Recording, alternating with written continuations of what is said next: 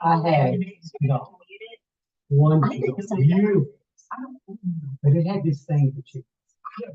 Now, living in Calvert City, right downtown.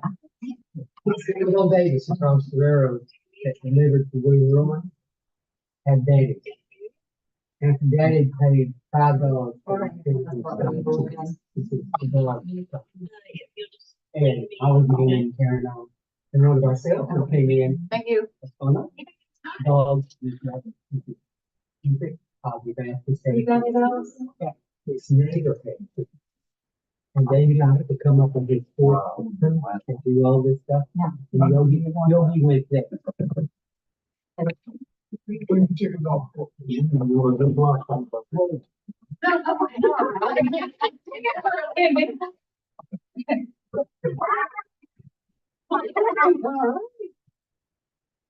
Calvert City Cemetery Board is called to order on February 26th at 4:35.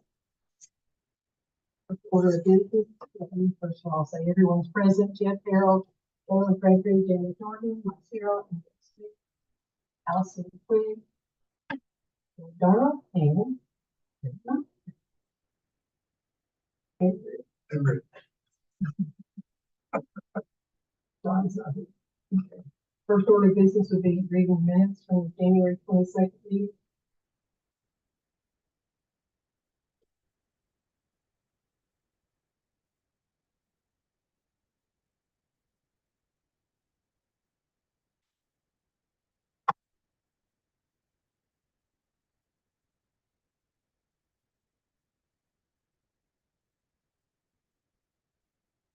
The only thing I would say is that I think we had a pretty lengthy discussion about the software. And as far as the cost and everything, really that's not noted in the minutes. I'm not sure if that needs to be. We think, Would be a bad idea. What was considered a. yeah, it was, as far as the cost of it. You know, we had the 15-page document. Which is how much the cost. Is it 7,500 initially? 7,500 plus $4 per. But that's So it's after with five the, the additional amount is after the, what is it? It's actually $5 per seat for $1,500. 1,500 seats. So it's really $5 all the way. So Okay. in simplest terms, it's $3.99. It's $10 per seat. But it's basically 7,500 to start with an additional 7,500 for the first 1,800 per 1,500. year, is that right? Well, depends on where, according to what, to the agreement, 150 a month. 150 a month. Right. But I just thought that might, maybe should be in there. I don't have my notes with me from last month's minutes, but I can try to put some bullet points in there and try If it's to. not, yeah, I think it should be really good. Don't you all? Okay, I'll get that updated. Since Mr. Ward's not here for me to discuss it yet, you know? I thought we had to discuss it. And when do, remember, this is something. Okay, do I have a motion to approve minutes with addition? The motion that was 50 minutes. Kayla, and second, Jeff.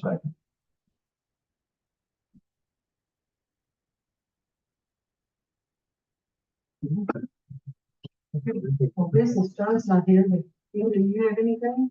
Yeah, Uh-oh. just a report, Okay. just a report. I went through this service agreement with AFS. What's their real name? American Funeral Services. All funeral services, LLC. And John sent my changes to them, and they sent it back. They said I didn't send it back. Problem is, there was a huge section that was left in that I had deleted. Section 12 was a section, disclaimer section, that basically said, if ASF or AFS doesn't do their job and it causes a lot of problems, they have no liability for that. I said, no, and I deleted that provision of the agreement because there's no point in doing business with somebody if they're not responsible for doing it properly. And so I had deleted that section 12, but when I got the signed version back, I just looked at it 30 minutes ago, and section 12 was back in there.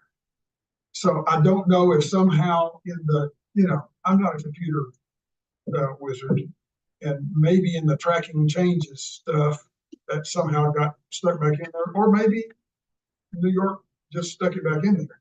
Either way, my recommendation is no. If that's a requirement, then we're not doing business with people who won't accept responsibility for their own work. That seems pretty simple, pretty straightforward. So I thought I was going to come tonight and tell you, hey, we got an agreement with AFS and we're good to go, because otherwise they had accepted all of my revisions. And but instead of saying, yeah, we're good to go, we're going to send it back to them. So somehow they're going to throw that stuff back in. So there's that. And then otherwise, you signed that burial contract yet, Mike? We've got, was a lot. we got, well, the truth is, under our current regulations, if a burial contract was not signed within that first 6-month period that we spent trying to get them signed, then you lose your lots. And if you come back and assert your ownership and prove that you actually bought lots and paid for them, then the city will make reasonable efforts to accommodate. But you really just lose your ownership of your lots. We'll support you. And so all of that is to say, we need to come up with a plan for seriously approaching, and I was explaining it earlier to Jeff, it's not the contracts that have been entered since we, it's all the historic ones. And as we've learned recently, many times the people who actually bought my dad, for instance, bought, I think, 12 lots. Well, who's going to be buried in those 12 lots? He doesn't know.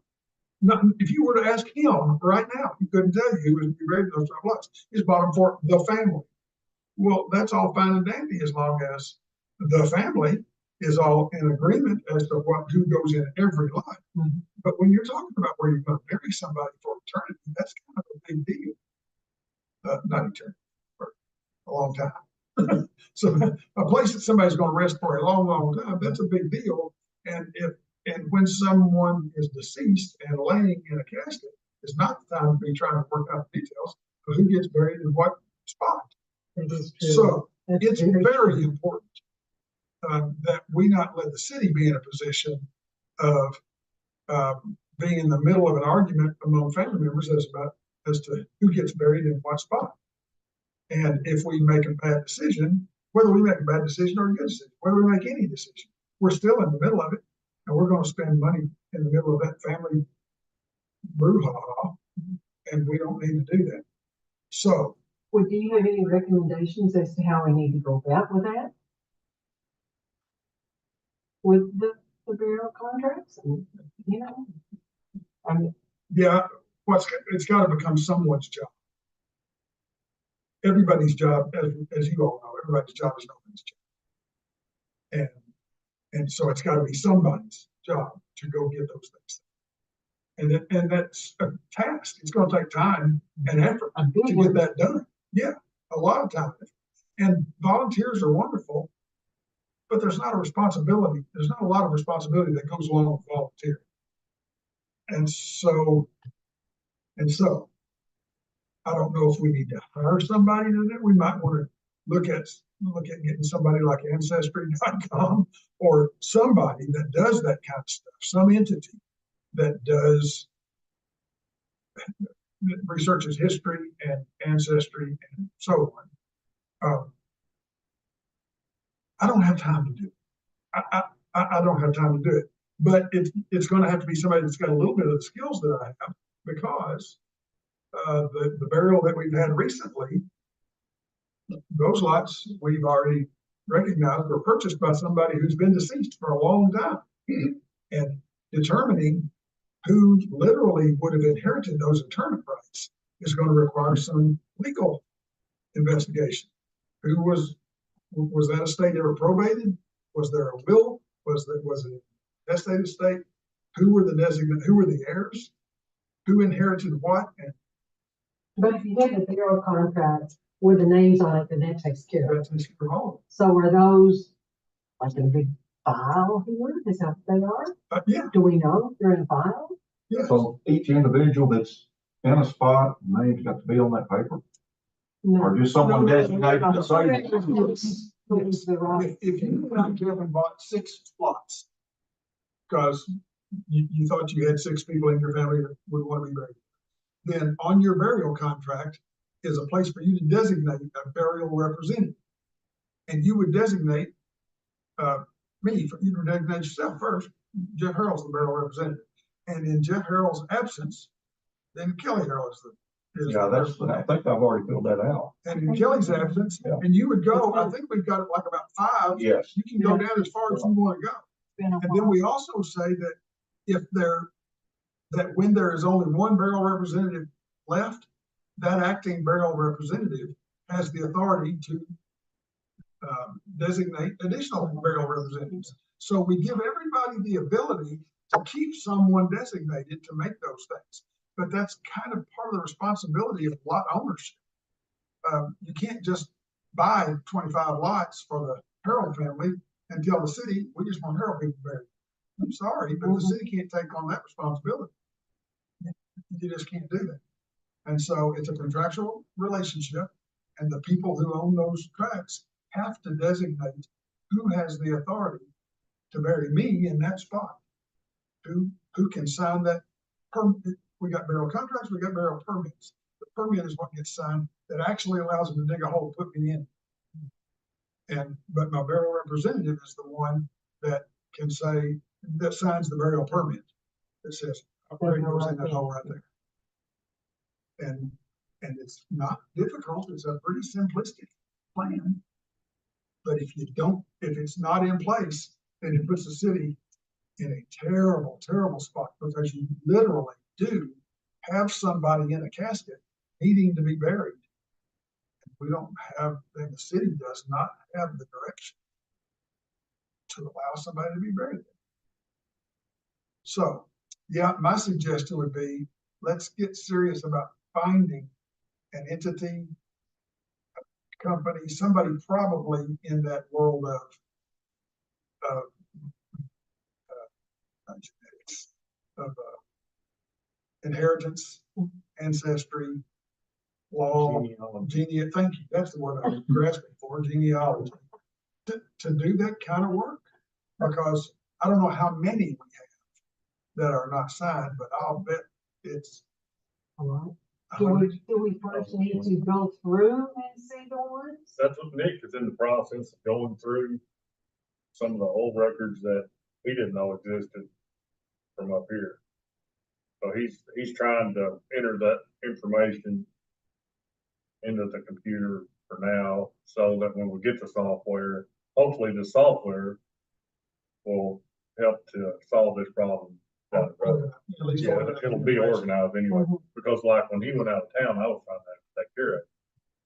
I had no clue, I never messed with it. It'd be like us. So, yeah, so, I mean, I went through it and got it done, but getting word out to them people, because everyone doesn't read the paper or get text messages or do Facebook. Yeah. Like that. So yeah, you'd about have a contact, look and see what's on there, the ownership that's on the map or whatever, and that's all you can go by. And then see if you can find a contract that goes with that. But you're saying a genealogy group. That doesn't make sense to me. Wouldn't we have to pay them? But they don't do stuff like that, do they? I don't know. You just mentioned that as I don't know who's got those kinds of skills. I think we need to get serious about finding somebody that's got those kinds of skills and interests and we're gonna have to pay them because it's a lot of time and a lot of work. Because not only do you have to, before you can do anything, you have to identify who owns those interment rights, if anybody. And then you have to try to find those people. And then if you fail, then we have to,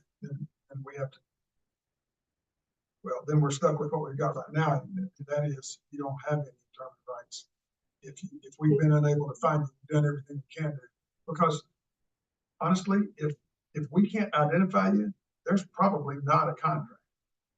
Back in the day when Johnny was running everything, there were not contracts. There was some kind of a little receipt that was very vague, and it did not in any way have a necessary interpretation of interment rights. It was some little, That's what Daddy got. it I was can't a imagine receipt. what my mother called about I mean, 19. his is marked off. I mean, we know, but that's all, that's all the information I had to bring through. Right. He proved ownership type thing. Yeah, I just had the thing of, where they used to pay so much for a CD, they're supposed to. Right. That's what this is. Yeah, that's what it is. Yeah, so my guess is there's probably a bunch of unused spots out there that we simply don't have any evidence of, and if that's the situation, we can't just sit forever on spots that are not used and have never been used, and we have no idea who owns them. We're gonna have to declare them abandoned and move on. And most of them said would be before the city took over, because. Oh, yeah. Well, since the city took over, You know, I hate to nobody's say it. doing a lot. That's right, I hate to say it, a lot of those people are here. A lot of them records burned, didn't they? I think they did. I think Uncle Johnny told me.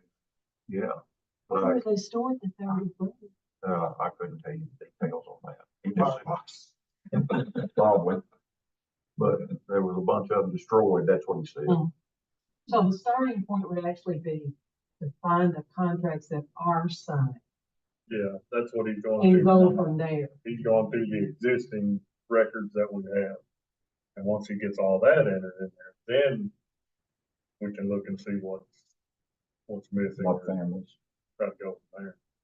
And while he's identifying what lots are we uncommitted on, y'all, me, Nick, John, Brad, and everybody, Allison, need to be thinking, who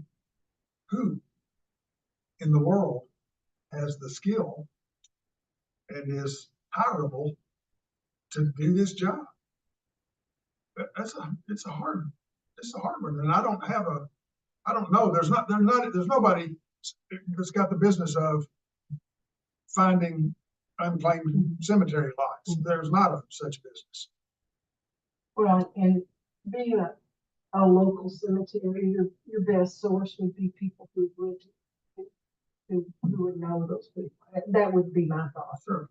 And They're leaving. once again, we have lost so many people in the last few years. But you really are gonna have to have somebody that will go talk to the people who have lived here, who have a little bit of information, that will just follow that stuff up. You're talking almost something like a private investigator. Somebody that follows a lead.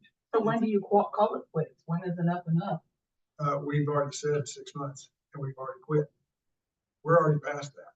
Right now, what we're doing is trying to do some people's work for them, because our initial 6-month effort at publishing in the newspaper and sending out notices and stuff, it got a lot. I mean, we did get a lot of people come in and sign, but there's a whole lot more that didn't.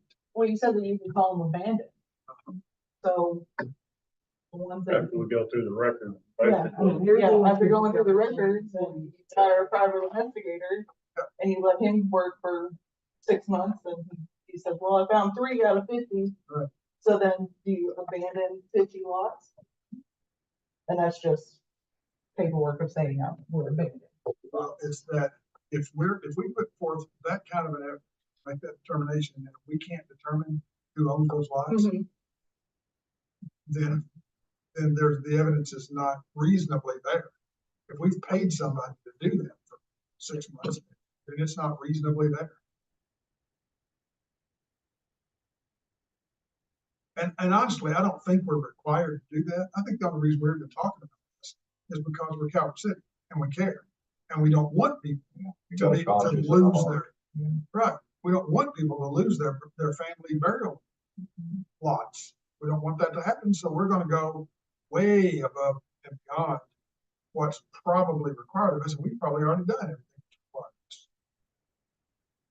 When somebody comes in now, if they don't have in my legal estimation, if somebody comes in now and they don't have a burial contract, they don't have the right to be buried there or anywhere else until they get a burial contract.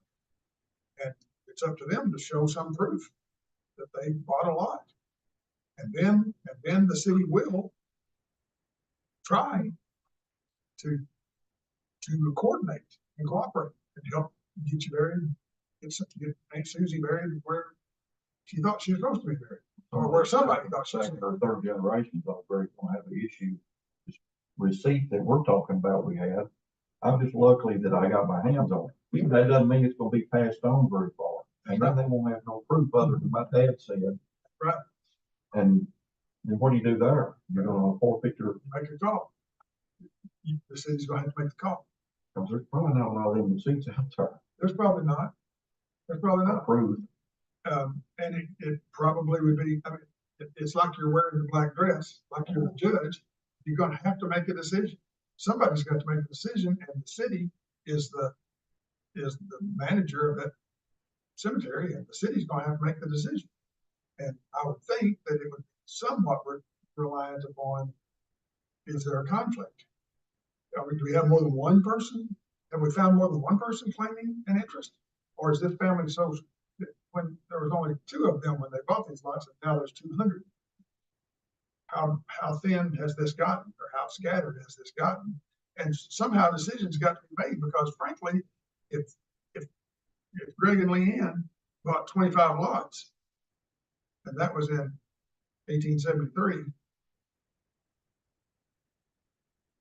probably no heirs. Probably the city's wise decision would be nobody owns these lots. Can you trace it into heirs? Probably. But they're not aware of. But That's what I'm saying, there's no proof then. they've got a 1/200th interest in 25 lots. It's not a workable situation, and declare it abandoned and move on. If not, you're gonna have so much money tied up in it. Right. It's gonna be, Yeah, you gotta stop somewhere. yeah, you have to stop. But right now, I don't think, I don't know, you guys can tell me if I'm wrong, I don't think you guys are willing right now, when a family comes in, if you know that that's the Wallace area, or Wallace people, to tell them, where's your contract? You don't have a contract, then you don't have the right to be buried. Because now, once you say that, then you determine, well, the Wallaces were supposed to be buried here, but which Wallaces? Now they're needing to bury somebody today. And we don't have any evidence. We don't have any way to determine which Wallace is going to get buried. If you got 200 of them, which of those 200 you're going to let be buried in those 25 spots? First come, first served. If you elected Jeff as the judge, it's first come, first served. I mean, you know, I'm not gonna let someone sit there and not do it. If they've got lots. Yeah. Now, I could see the argument amongst family, like you was talking about, where this brother says, no, this brother says, oh, yeah, this is how it is, and they get in a clash of who goes where. But The problem is you don't know about brother 2 until 3 years after you've already buried Uncle Joe. And now brother 2 came in and said, hey, wait just a minute, my part of the family is right there, and y'all ladies buried Uncle Joe right there below. That's where my kids are supposed to be. Oh, sorry. That's really stretching, but yeah, I can see that. I would be more concerned, do they have a spot to be buried, period, not exactly where. That would be my biggest concern. I understand. So we've got this spot here, and we've run into that before. That's, but you're not the judge, and I can't predict what judges are going to do and what juries are. And it's not so much predicting what they're going to do, it's that we don't want to be, we don't want to be tangled up in that. We don't want the city to be a party to that. Well, that's not the time that we need to, Right. you know, when you're in the middle of grief. You know, because families can do some strange things. But I think what we do is let Nick do what Brad's talking about. Let Nick determine how many lots do we have out there, we don't know any contracts on. It's not that we don't know anything about them, it's that we don't have contracts. How many do we have? What does it look like when you look at it on the ground? And then who have we come up with for somebody to try to chase that down? How's Nate going about it, Brad? I mean, could he use some help? I mean, as far as He generally, I have him work on, of course, Nick worked at park. doing everything else, you know? So usually on rainy days or something, then I'll have him go in and work on that. So he's got all day sitting there and go through that stuff. Mhm. Would, like, could we help him in any way? I mean, you can ask him if there's anything someone could help him do that. And You're if there definitely is, gonna know a whole lot more people than he is. You'll know a whole lot more people than Nick. I don't know, I I think can't remember part the names. Where he's at now, he's trying to get all this entered into like a database. Uh-huh. So that we can give it to these people if we end up going with them. Mhm. So he's basically just data entry right now. But then once he gets that in, then we should be able to tell more what we have, what's missing. So then we may need, or we might just. Well, you know, I don't think there's I want to some, volunteer to do it all. there's some already there, you know, Allison should maybe take, that we actually found, you know, we've got several of them marked. Radar come up with. We know that those are not available. That's good. That's a good piece of information, but at least we know that one's not available. I'm sorry, what'd you say? The ground penetrating radar, it showed up, you know, some unmarked graves. And, I know there's gonna be some up there that families have got one or two, maybe not together. Old families, you know, I don't even know if they have any heirs left in the area, you know, they're gone or died off, whatever. So a piece of property like that, I might could see, but that's what you're gonna do. You're gonna end up taking that or confiscating it or whatever you do. Because there's no one coming forward with information. Claim it, yeah. Yeah, But we're gonna again, make a how are they- decision as the managers of that place, we're having to make a decision as to whether anyone has interment rights in these spots. And if we can't determine with our best efforts that anybody's got any interment rights there, then we've got to move on. But again, if that person comes forward, it's a son or a daughter or whatever, I said, we own these right here. But they have no proof. I mean, how are you gonna judge that? Because again, the old paperwork, there's not such a thing. As an attorney, Other what than you have to maybe- do is if there's no proof, then there's no proof, and I'm sorry. Then maybe these are not. Maybe no one has any interment rights here, but let's let you buy it. Okay, resale or purchase them. Yeah. Let's do a burial contract. Since we can't, we've tried as hard as we can, and we can't find any interment rights in this piece of property. Then if you want them, we'll sell them to you and you can have a burial contract. Right, so and we'll get this thing from the court. But you can't prove, you've got zero proof that you've got any interment rights there, then there's nothing we can do. We can't just gratuitously start handing out interment rights to people who really, Well, someone else, you talk about hiring someone, they're not gonna be able to do it, because they have no proof that this family owned that piece of property. There's no way. there will be tracts like it. But there might be some tracts that they That can, they can find. Yeah. That has a piece of proof, a piece of paper, whatever. well, we know there's one that that there's, we know who owns it. We don't know, but we think we know who owns it. But we just don't have any, they just have not come forward and told us what they've got.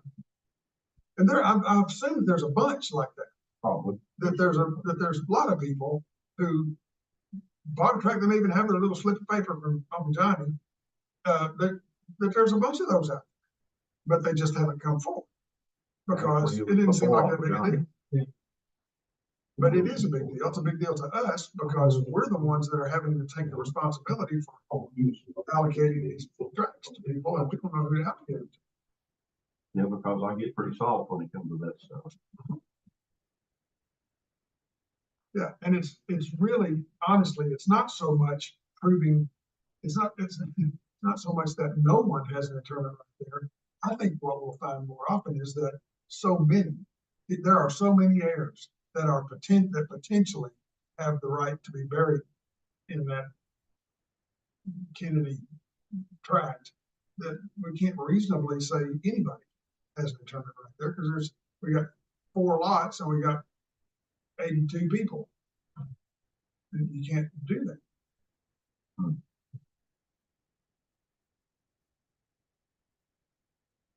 So anyway, be thinking about, seeing as you sleep or lay in bed at night, stare at the ceiling.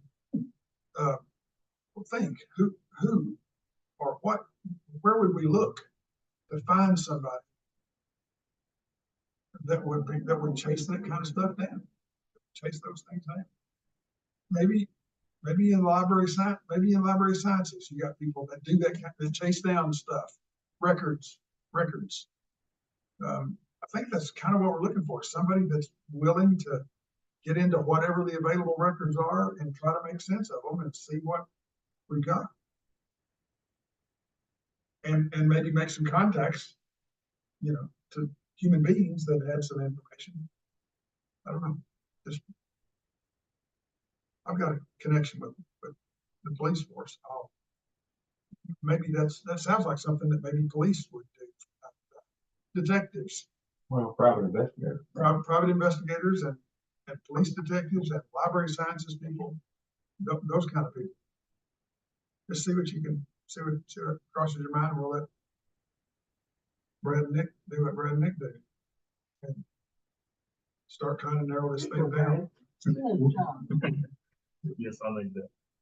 In the meantime, we're going to repeatedly hit what Brad did while Nick was on vacation. Not a nice language. Can you tell us what happened? Yeah. Jim Griffin died. And the thing about Luther, what Yes, Luther had little spot. yeah. And we had to figure out which ended up, his name was written on it. Jim's name was actually written on it. But there was no documentation on who has the right to sign and do what with. So what do you do? And even if Jim's name was not written on now, you just got there's a bunch of Dragons in the world. Yeah. And a bunch of folks from Luther Dragon in the world. And everybody doesn't always agree on what's supposed to happen to what. That's a tough situation. When But there were just six There's just 6 lots there in that one with his name, which is where they're buried. And John. They're all right there together on it. But I wasn't aware that Nick told me later that Luther had bought all those lots, and he would just give them to the families that needed them, throughout town. Wow. So, Well, I didn't know that. Did you know that, right? That he had bought a bunch of them. I didn't know that. probably when he gave them, it was probably over a cup of coffee over the coast. Sure. Well, I mean, And he just said, he told my dad there were no more. 1951 when my grandpa, he said there are no more. Daddy was gonna go up to Provo. And then suddenly we found some. because there was a road in the back here that closes road. And that's where. Well, the Somebody put it in superintendent just has to there. do a better job. Oh, yeah, absolutely.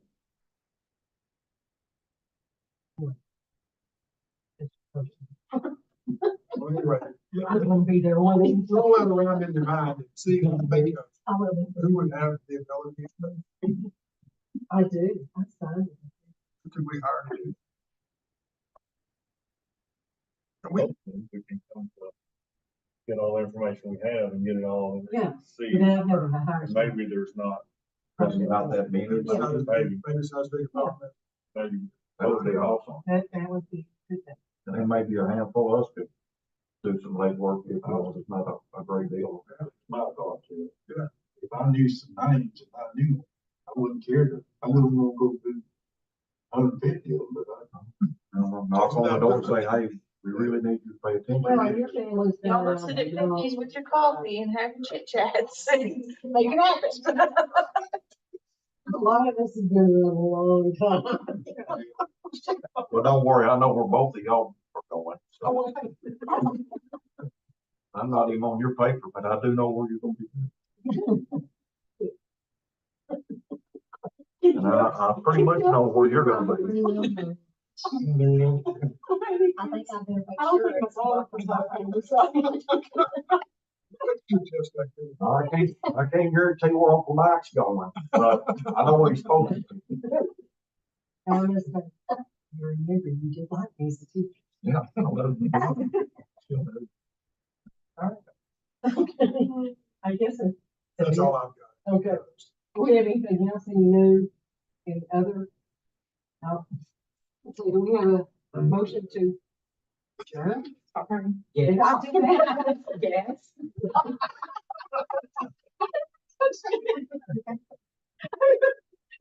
Should have a motion to adjourn, it's been a long day. Sure. Mike and Dale will second, and we are adjourned again. I'm gonna turn, I can turn around and get caught. It has been a long day. We say goodbye to the bus.